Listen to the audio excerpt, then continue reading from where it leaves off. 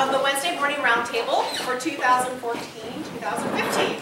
I'm Meg O'Connell, one of the members of the planning committee for the series, and just want to welcome you this morning. It's wonderful to see so many familiar faces and some new faces to this civic engagement group. So this morning, as September rolls around, as has been usual for the past few years, we turn to school and education. So our topic this morning is the Common Core Learning Standards. And to start us off, well-known in our community, Bill Speck. He has been with BOCES now for 30 years. He was a teacher beforehand, and for the past 7 years. You wrote that, so I thought I could say. All true for the past 7 years, he has been the district superintendent of schools, providing support services to the 9 component school districts within the BOCES. And today, as part of our panel, Bill's going to give you a background about the Common Core Learning Standards, what they really mean, and then we're going to turn it over to a great panel that we've put together. So I really want to welcome Cindy Walker. She is now the principal of Owasco Elementary here in Auburn. Jackie, it's right there. Jackie, also an Auburn native, but she has been a teacher and has taught at Owasco Elementary School. And Christy Webster, who joins us from Moravia. And then we have our 2 wonderful students, Anna and Shannon, who are also going to be part of our discussion. So without further, as usual, we will have the presentation. There'll be time for question and answer, and we'll wrap up right again at 9 o'clock. So thank you. Good morning, everybody, and thank you very much for the introduction, and thank you to these fine people who volunteered to give their time. It's always interesting when you're a teacher and things are going on right now in their classroom or their building, and they're giving their time of it, and we'll have to catch up when they get back. But before we get to going in the conversation, some of the ground rules are, it's going to be a conversation. So that if any time we're talking, if you'd like to ask a question, feel free. However, we have an hour to get through a lot of material. We're just going to scratch the surface. This is kind of a power sprint through this thing called the Common Core. I'd like to begin with just a poll, okay? And please be honest. Raise your hand if you know nothing about the Common Core. Raise your hand. Okay. How about if you know a little bit of something that maybe you've read in the newspaper? Very good. And how many of you consider yourself quite knowledgeable, if not an expert? Notice I didn't raise my hand at all. Any of that. Okay, so we've got an audience pretty much A to Z as far as information on the Common Core. And this is typical. This is very, very fast moving. I'm going to take you through a little bit of the historical perspective of where it's come from. You do have handouts. If you don't have directly a handout with you, there are some at the table. We can pass them around. And we are going to, at some point, reference some of the material in there. And that's your takeaway. That's your go home from this presentation. And if you want to continue to look at things, you have a little bit more time. But anyways, back in the year 2007, which is now 7 years ago, okay, there was a group of 49 states that came together in the United States to say it's about time we look at developing nationwide standards. Very, very unique thing in this country for states to say we're all going to get on board and we should do a K-12 alignment of what kids are going through, whether it's going to be kids in Arizona, kids in California, kids in New York, Maine, so forth and so on. A group called the National Governors Association came together to convene this conversation, and also the Council of Chief School State Officers. And again, that was in 2007, so it wasn't just a few days ago. Okay, what are the Common Core standards? First of all, they do not tell teachers what to teach. I'm going to repeat that one more time. The standards don't tell Jackie or Christy every day when they go into their classroom a cookbook of what to teach. They are a framework. And by a framework, I mean students are to progress through set standards that are achievement benchmark to give a prediction that when they graduate, they will be ready to be successful at their next step, whatever that step may be.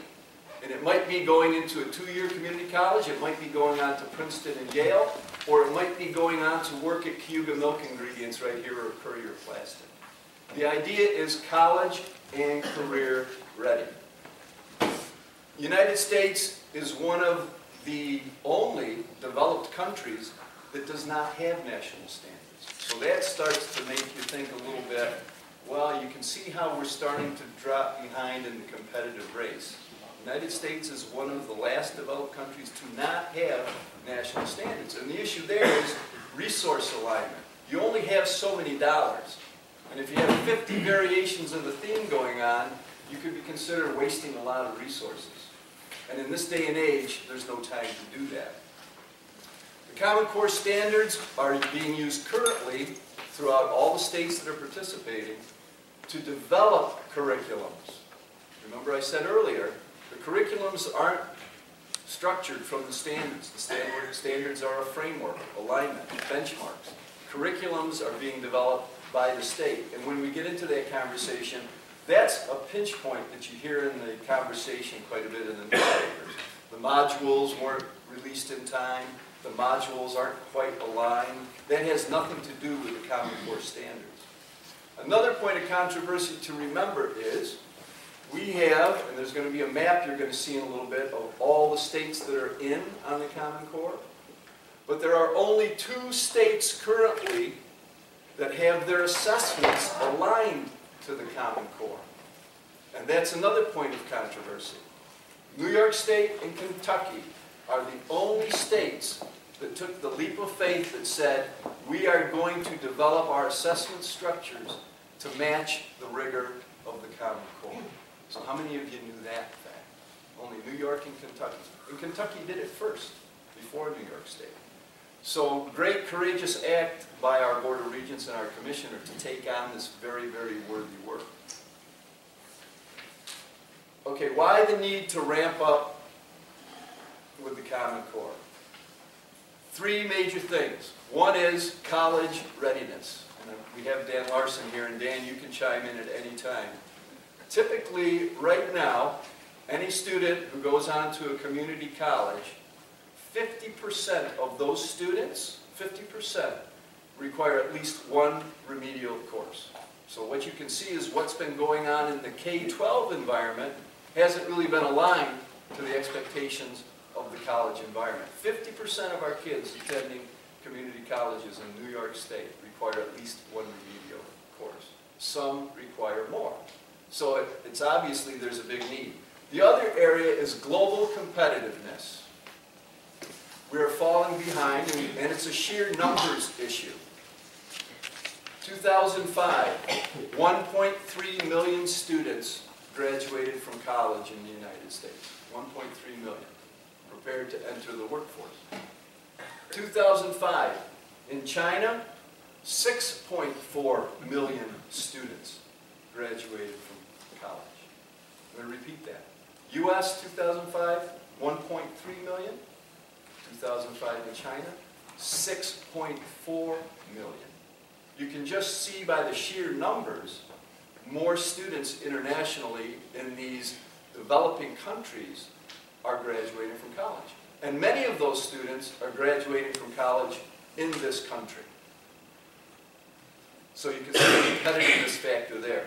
And the last reason of the 3 would be there is an outcry from business and industry because of the advancement in the workforce, both technical knowledge, skill knowledge, problem solving on a daily basis, that our children, our employees, our new students coming into the workforce, business and industry is spending a lot of time training these young people, and we'd be better off if they brought higher level of skills into the job arena.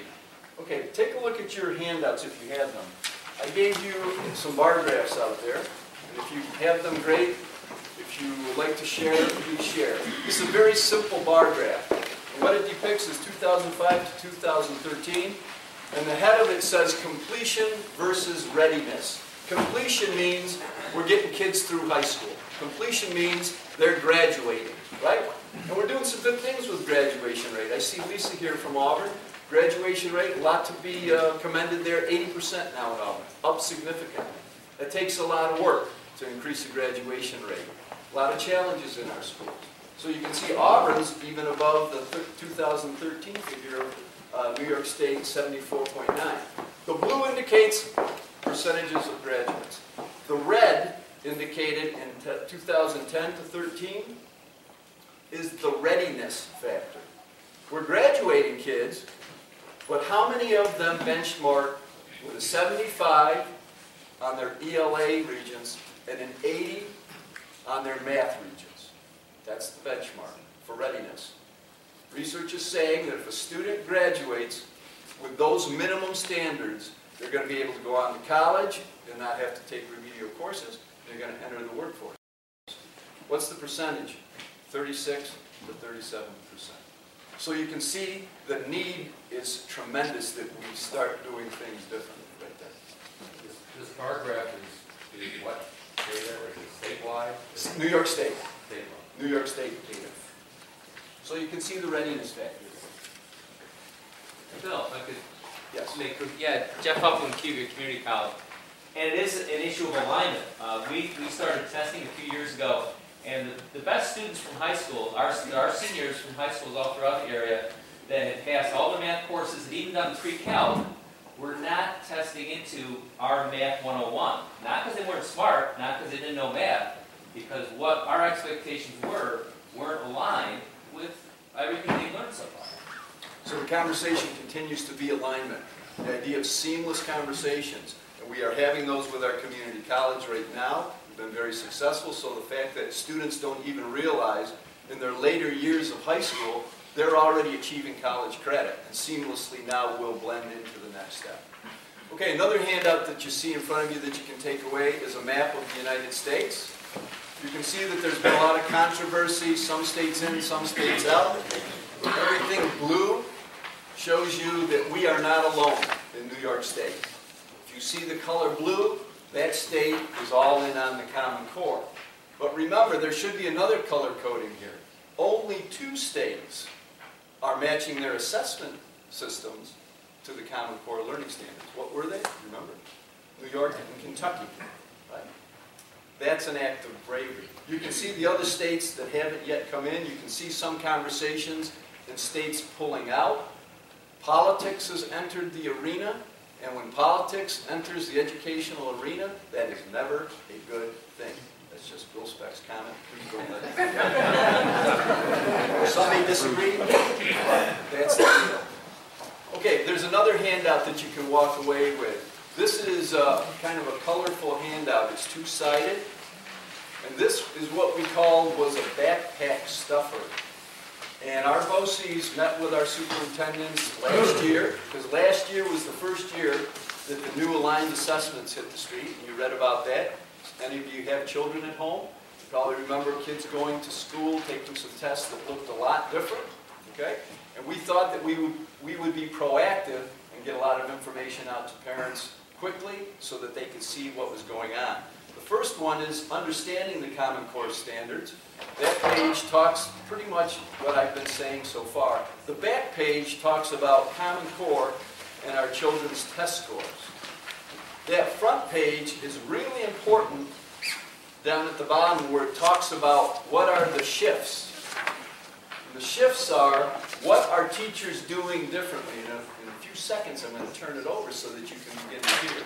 This is a tremendous lift for our teachers to be able to jump in and teach the Common Core. And when you talk about the shifts there in ELA and math, they are significant because the outcomes are kids are doing different analytical thinking and problem solving. It is not about rote knowledge anymore.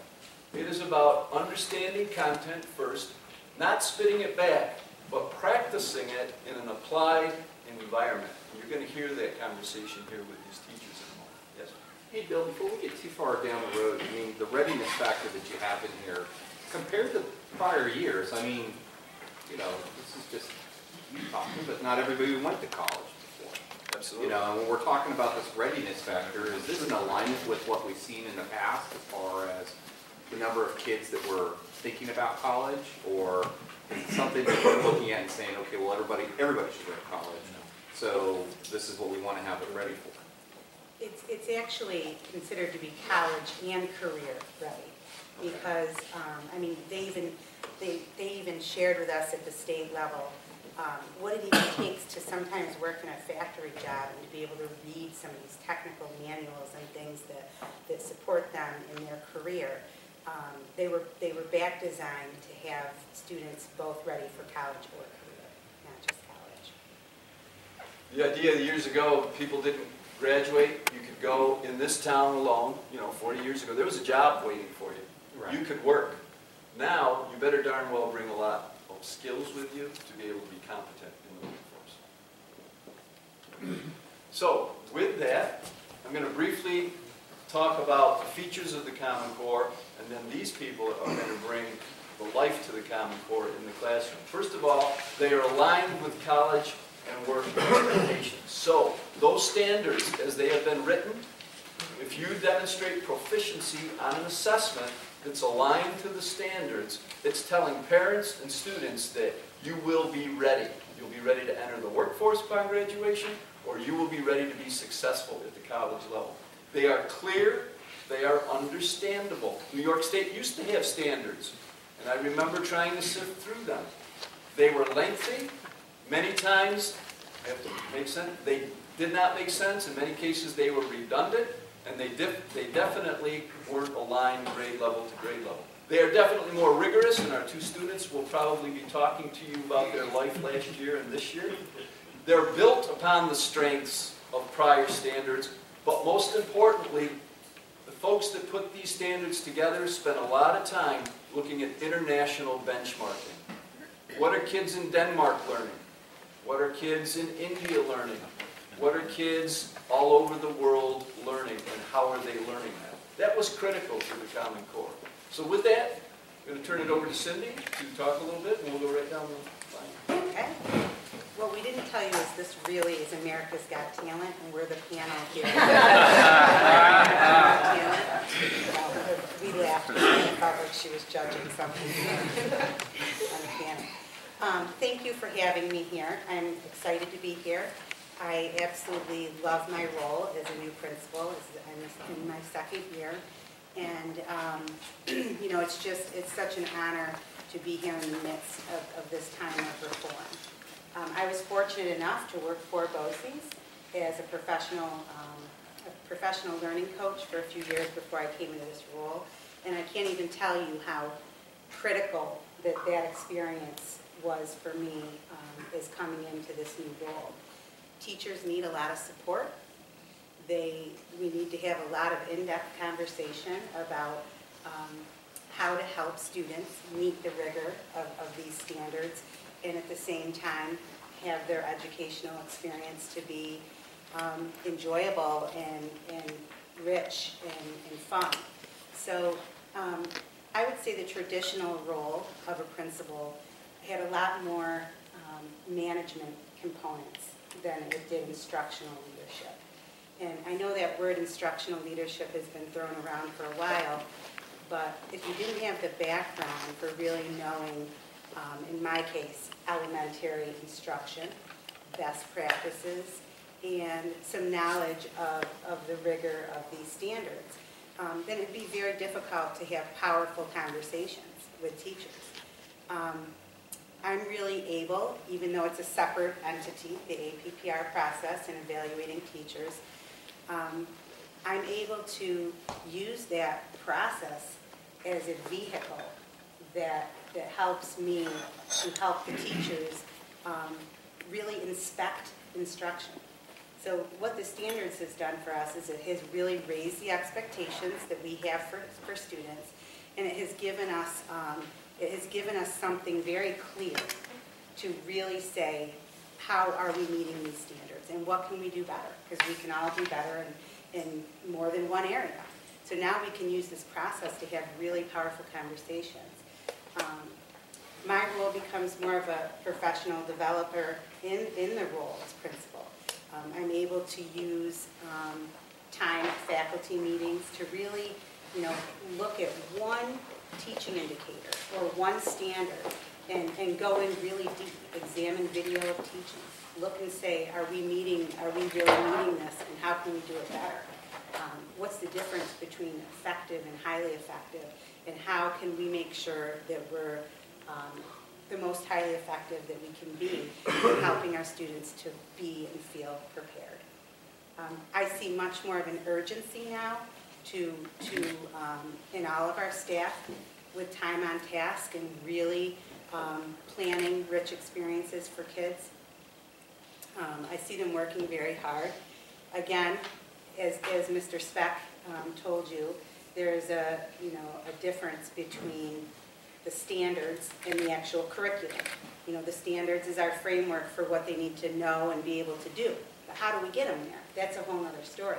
So when the standards first came out, there was so much examining of these standards and looking at them, but we still felt more at a loss of how we make that come to life, and really what does that mean in the classroom as practitioners? What do we need to do differently? So in Auburn Elementary, and I know in Moravia as well, and many other of the component districts, a lot of us chose to buy into at least our 3rd through 5th grade modules, if not more than that. And that gave us another tool to really inspect how that looked in the classroom and to analyze whether or not we were really reaching the standards through those modules. And there are times we've had many conversations about supplementing different things, where we felt the modules fell short to reaching the standards, because the key part is the standards. It's, are we getting the kids to reach the standards? And there's no perfect tool to get them there. So while we found some very rich experiences in some of the curriculum that was put out by New York State, we still have a lofty job of analyzing what we're doing and trying to make sure that we are giving the students everything that they need. Can I jump in on one thing? Sure. Something that Cindy said that is extremely important is you heard the issue of flexibility. She's going over module instructions that are on Engage New York, which were products given to us by State Education Department. But there was no edict to say, you must follow this every day and this every day. Teachers make those decisions. So when you hear in the press or the media that, oh my God, the creativity piece of a teacher is out the window, that is not true. Teachers still, obviously with the accountability of the principal, have the ability to make critical decisions as far as how that curriculum moves forward. Absolutely, and we do make critical, these are what our conversations are about at the school level, grade level meetings and data meetings and faculty meetings is, how can we do things better this year than last year? We made some really crucial decisions with Miss Aversa to, speed up some of the module work, to make room for some of the others, to pick and pull some pieces that we felt were somewhat redundant. Because again, this happened so quickly with developing the curriculum that they hadn't been tried out. So we're the practitioners who are trying this, and we're still the professionals making the decisions about whether or not it's working and what we need to do differently. So any questions so far about my role? I thought we hear a little bit from Jay. Sure. Okay, well, thank you everyone for your presence and attention this morning. And the teacher in me is going to ask you if anybody needs a brain break or water before I begin talking. So we're all set on that. Really where to begin, it's intense with a capital I. Because we're looking at instruction that is deeper learning. It is student accountability to what they're reading. And what's the big E word, ladies? Evidence. Evidence. Where did you get this answer? Well, what paragraph, what line? And it is a significant shift in instruction. And you want to pipe in at any time? The amount of times I had to go back and search for evidence to highlight it and re-quote it. Well, there was a lot of it, but working in a group, having each other to help, if you miss something, somebody else had your back to help you do that. And it doesn't mean relying on each other for the answers, but it meant if you couldn't figure something out, somebody else could jump in and help you with that. And to my understanding, years ago, learning meant sitting at your desk staring at a whiteboard all day. But now we get up and involve in this group and work together. It makes the harder work so much easier. Because everyone working together, it puts each other's brains on top of one another, because we really had each other with the groups all time to help each other out on the answers. Yeah, just with being in a group and getting to talk with other people and see what they are thinking, kind of helps you think, oh, well, maybe I should go back and do this better and see if I can get more evidence, if I have too much, like, just to help you like see what we need to work on better, help us a lot. Tell them a little bit about your assigned roles in the group. Every week we got a new role, and you were assigned either the time checker or the leader. There was a leader, go-getter to go get the materials, a note taker, and so one person led the group and make sure we were all on the same page, and that would be assigned to the role of the leader. While one person made sure the time was okay, we were doing okay on time, and then the note taker went back and took all the notes, rephrased the evidence, and made sure we had everything we needed. While the presenter presented and having a task all together made it a lot easier because you didn't have to do everything all at once.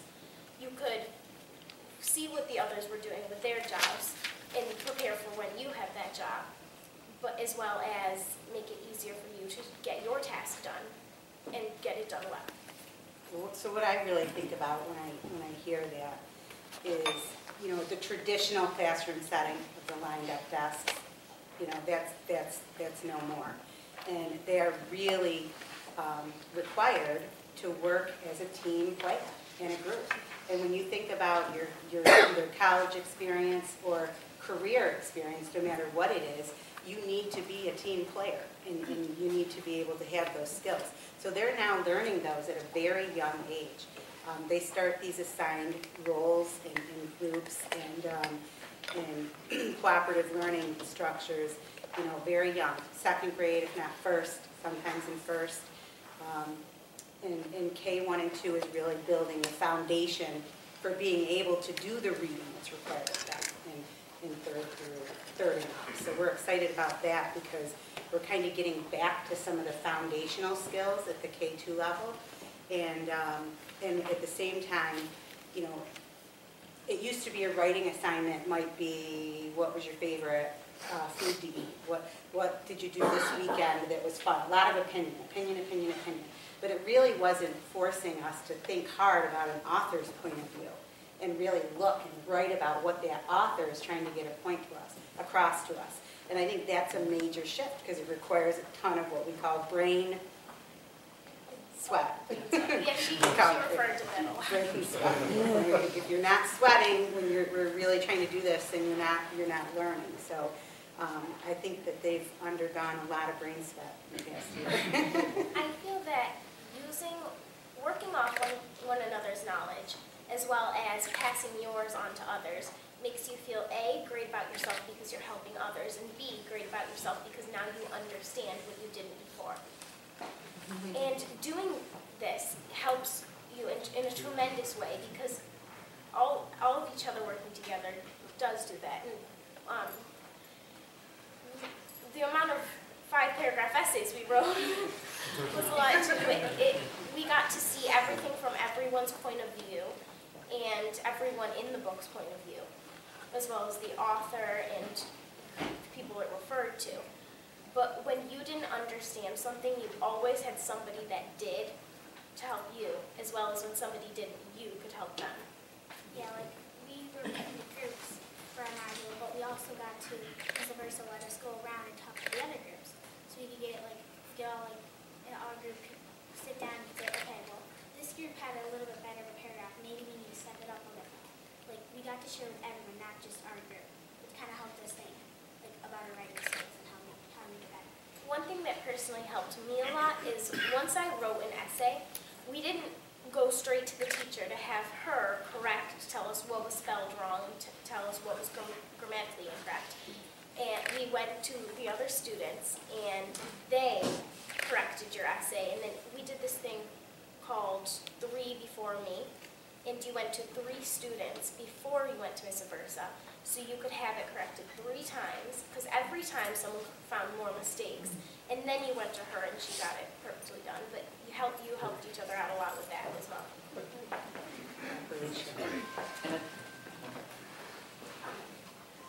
Have you guys? Question, how does this pertain to math? One of the things I've heard is criticism. It's not necessarily about getting the right answer, but how you get there. So I think in English, it's maybe more of opinion, but in math there is a right answer. So how does your experience students with math? Math was, well, we did something that helped me a lot. We split up into groups based on what we felt comfortable learning, our level of learning. And we had an assistant teacher at the time, and he took one group into the hall while Miss Aversa helped one group. And from my group, I went out with my assistant, with the student teacher, Mr. Pike, as well as 3 other students along with me. And we went into the hall and we worked on what we had done. He helped us learn a lot. I don't really know how it was for them, but we were working on things such as the Pythagorean theorem and many other things, because what we already knew, we could take that knowledge and base it off to work on something higher level. So how was it for you? Well, for us, it was a little bit different. We had a bigger group, but we got to sit with you and that, but not just like talking about like, oh, recess, what are we going to do then? It was more about like we had to talk with other people about like how they were thinking. What, like, if we got stuck on something, like we had someone there, more than one person actually, to help us and say, oh, well, remember, like, you have to go back and help like, go with this. You got to read. Like, when we had work problems, we had to go back and read. Like, we helped, like, the module helped us understand how to read it better. And I look for, like, evidence and what to, like, help. Yes, and you brought up a good point, that in math there is only one right answer. So if you got an incorrect answer, there was always someone to correct your answer, improve it, or show you. Because what I struggled with is if I got the incorrect answer, how to figure it out, how to get the process. And the same thing with ELA, there was always someone that understood the process. And being allowed to go around and ask each other for their knowledge, and Miss Aversa as well was very helpful with all of this. I think the focus.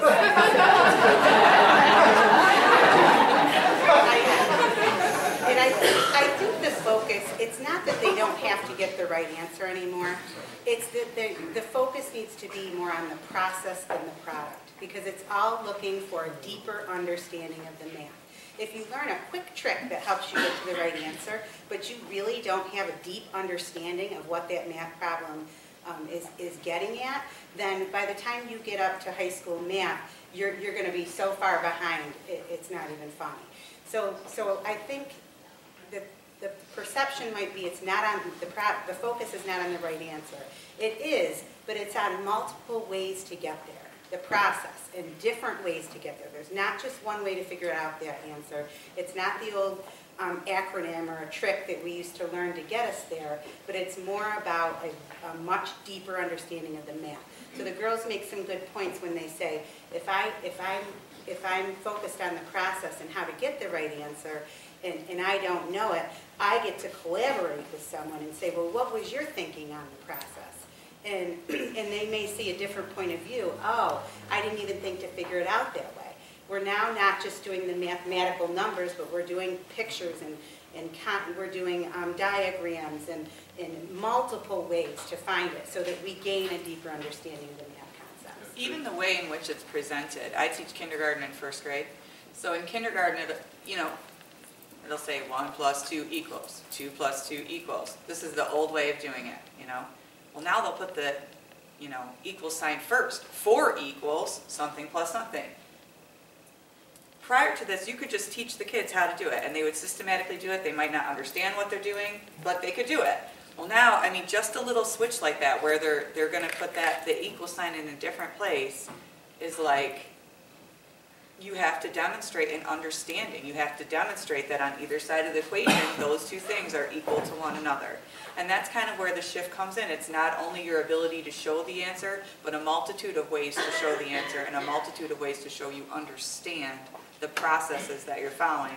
not that you can just plug in and follow a recipe. It is deeper, it's a deeper level of understanding of mathematical processes and reasoning.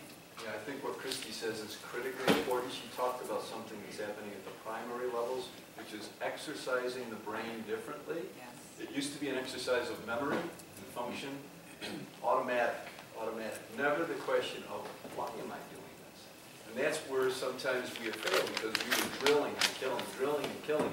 And then all of a sudden there was a problem-solving environment at the middle school. The kids weren't ready. So it's good to hear this at the primary level, that muscle of problem-solving in an applied learning environment is starting to take off, and you can build on it.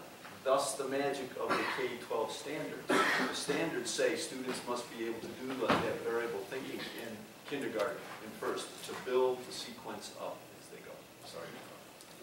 I think that relates to 21st century learning skills, which I, at this point, like to thank the Auburn School District, because they gave us a lot of training in that. They gave us summer work, they gave us actual materials that we could use, because then those skills that the girls were talking about apply outside the classroom and into life, whether it is a career or whether it's going to college, because you need those skills. Personally, I'm a visual person, and they do have so many different graphs, like a bar graph and then a graph like this. There's so many different ways to learn it, as she pointed out. And it does help, because one person likes to learn it this way, one person likes to learn it another. And it really does help, because there's so many other ways to learn it. They go to each individual student and find whatever way suits them best, whatever way gives them the best understanding, and that helps them learn it the way they like to learn it. And now with our new Common Core, our math textbook, our workbooks and stuff have these symbols next to certain problems, and you can go online and there's tutorials of how to get the problem, and it breaks it down so much, and it gives you step by step what to do, compared to in the classroom, if you only have this much time, what they should point out. And that helps tremendously, as well as the way the books are set up have like 5 examples of the problem, and they show them in different ways. So when you're doing a problem, it'll have a little orange word that says example 5 or example 3 in parentheses, to show you to go back to that example. And they were doing that problem the way that example showed it. So you can see how it was done and how you need to do it. And it was tremendous help, because the book, the way it's set up now, is amazing. Mr. Versa, quick question for you. The criticism has been that the teachers are teaching to a test, A, and B, they're teaching to a test because that is part of their annual review now. How does that affect both of you and your time allotments? Yeah, that's a very interesting question, and I guess that's where the dichotomy is. I mean, on my end, per se, I don't teach for the test. We get them ready. However, that blanket of the New York State assessment is a reality, because 20% of my APPR is dependent on that. I guess that's where the controversy comes in. We have parents that aren't happy.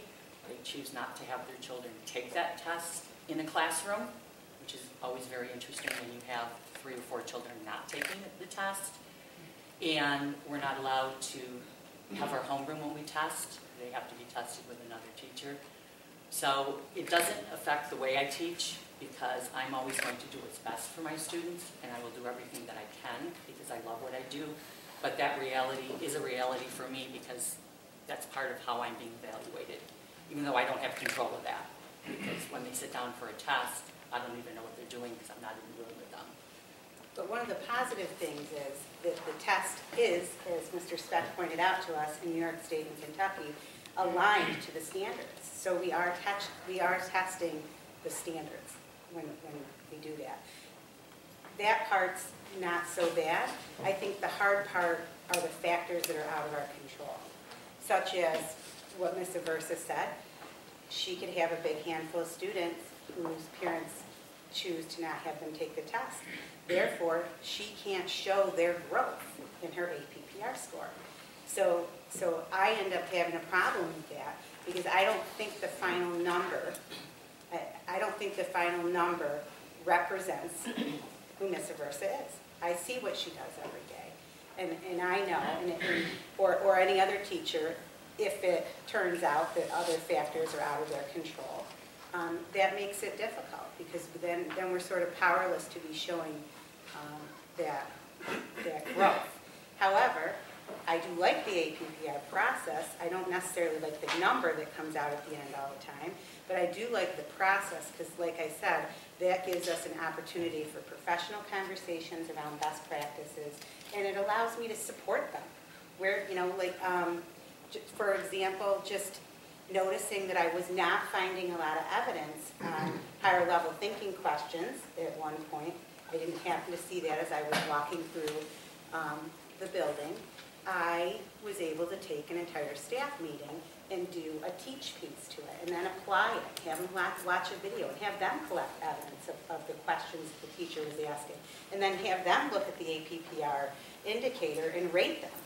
And it was clear to see that that teacher we were watching, was a developing teacher. There weren't a lot of higher level questions. So then they could walk away with a tool that said, okay, I'm going to hang this in my room, and I'm going to be thinking more about those prompts that are creating more higher level thinking.